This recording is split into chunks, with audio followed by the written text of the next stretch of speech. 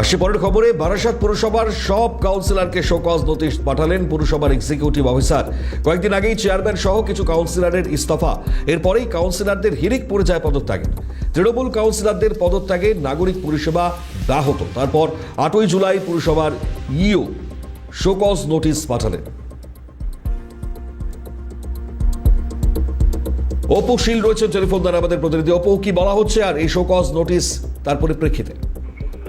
দেখো, কিন্তু একদমই কিন্তু এবার বারাসাত পুরসভার সমস্ত কাউন্সিলরদের শোকজ নোটিশ পাঠালো পুরসভার এক্সিকিউটিভ অফিসার। তোমাকে বলে রাখি, বেশ কয়েকদিন আগে বারাসাত পুরসভার চেয়ারম্যান সহ একাধিক কাউন্সিলর পদত্যাগ করেছিলেন এবং সেই পদত্যাগের হিড়িক কিন্তু একেবারেই পৌরসভাতে, এবং সেখানেই দেখা যাচ্ছে যে বারাসাতের একাধিক কাউন্সিলর পদত্যাগের ফলে জনপরিষেবা যেমন ব্যাহত হচ্ছে, ঠিক এর পাশাপাশি পুরসভার আংশিক যে অচলাবস্থা, পুরসভার এলাকার জনগণের যে নাগরিক পরিষেবা, সেইগুলো কিন্তু একেবারে প্রশ্নের মুখে করছে। এবং যে কারণেই কিন্তু বারাসাত পুরসভার এক্সিকিউটিভ অফিসার বারাসাত পুরসভার একাধিক কাউন্সিলরের পদত্যাগের পরিপ্রেক্ষিতে পৌরসভার কাজে অনুপস্থিত থাকার কারণে শোকজ নোটিশ পাঠায়।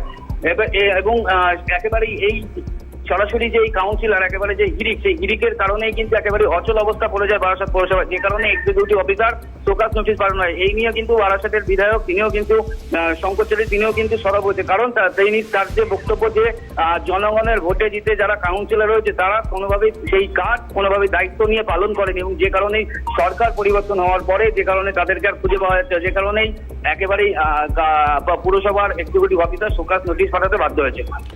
ধন্যবাদ অপু। কথা বলছেন আমাদের প্রতিনিধি অপু শীলের সঙ্গে। বিধায়ক কি বলছেন শুনুন।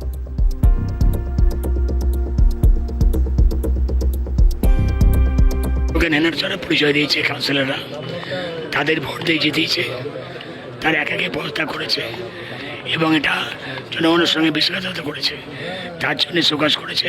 তারা ইলেকটেড দায়িত্ব নিয়েছে পৌরসভা চালানোর, কাজের ভয়তে এবং প্রবল চাপে মানুষের ক্ষোভ বিক্ষোভের জন্য তারা পালিয়ে আছে। এ দুর্ভাগ্যজনক, সেই জন্যে শোকজ হয়েছে। শোকজ তো হবেই, কাজের কমিটমেন্ট করে তারা কাজ করছে না, সব কাজ পৌরসভায় বন্ধ হয়ে আছে, তারা পালিয়ে যাচ্ছে, কেউ রিজাইন দিচ্ছে। কী হচ্ছে এগুলো? তারা কমিটেড, জনগণের কাছে কমিটেড, তারা যে কাজ করবে, পরিষেবা দেবে, সেইখান থেকে তারা বিমুখ হচ্ছে। অত্যন্ত দুর্ভাগ্যজনক দলের কাছে, কাউন্সিলরদের কাছে। নভেম্বর ডিসেম্বরের মধ্যেই ভাটপাড়া সহ একাধিক পুরসভায় ভোট। ইতিমধ্যে ভোটের ইঙ্গিত দিয়েছেন মন্ত্রী অর্জুন সিং। ভাটপাড়া পুরসভায় পুর প্রশাসকদের নিয়ে বৈঠক সেরেছেন মন্ত্রী। বৈঠক থেকেই ভোটের ইঙ্গিত দিয়েছেন অর্জুন সিং।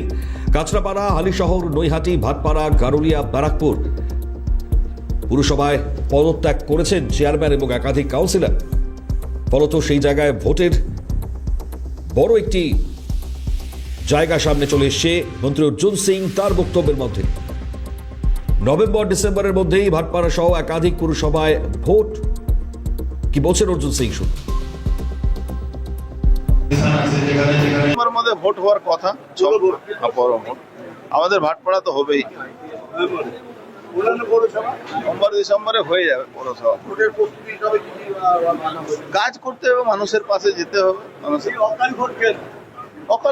ভোট নেই তো, ভোট তো করাতে হবে। 6 মাসের মধ্যে তো ভোট করাতে হবে। অকাল ভোট বলে এখানে তো ভোট করাতেই হবে। অ্যাডমিনিস্ট্রেটর বসিয়ে তো পৌরসভা বেশিক্ষণ চালাতে পারবে না, পরিষেবা বিঘ্নিত হচ্ছে। হিমাদ্রি ভট্ট রয়েছে টেলিফোন দ্বারা আমাদের প্রতিনিধি। হিমাদ্রি, পুরো পরিষেবা বা নাগরিক পরিষেবা খুব দ্রুততার সহিত প্রয়োজন এই মুহূর্তে শুরু হওয়া, ফলত ভোট কি সময়ের অপেক্ষা?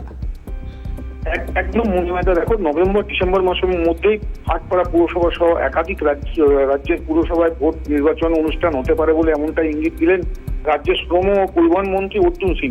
শুক্রবার তিনি ভাটপাড়া পুরসভায় পৌর প্রশাসকের সঙ্গে বৈঠক করেন এবং বৈঠক শেষে তিনি সাংবাদিকদের সামনে জানান, ব্যারাকপুর সহ বিভিন্ন শিল্পাঞ্চলে যেমন কাঁচরাপাড়া, হালিশহর, নৈহাটি, ভাটপাড়া, গারুলিয়া ও ব্যারাকপুর পৌরসভার বেশ কিছু কাউন্সিলর সকলে পদত্যাগ করেছেন, সঙ্গে চেয়ারম্যানরাও পদত্যাগ করেছেন।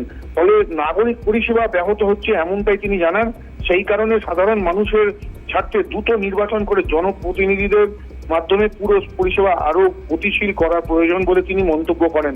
তিনি জানান যে যত তাড়াতাড়ি ভোট হবে তত তাড়াতাড়ি পরিষেবাটা তত সাধারণ মানুষের কাছে আমরা আরো ভালোভাবে পৌঁছে দিতে পারবো।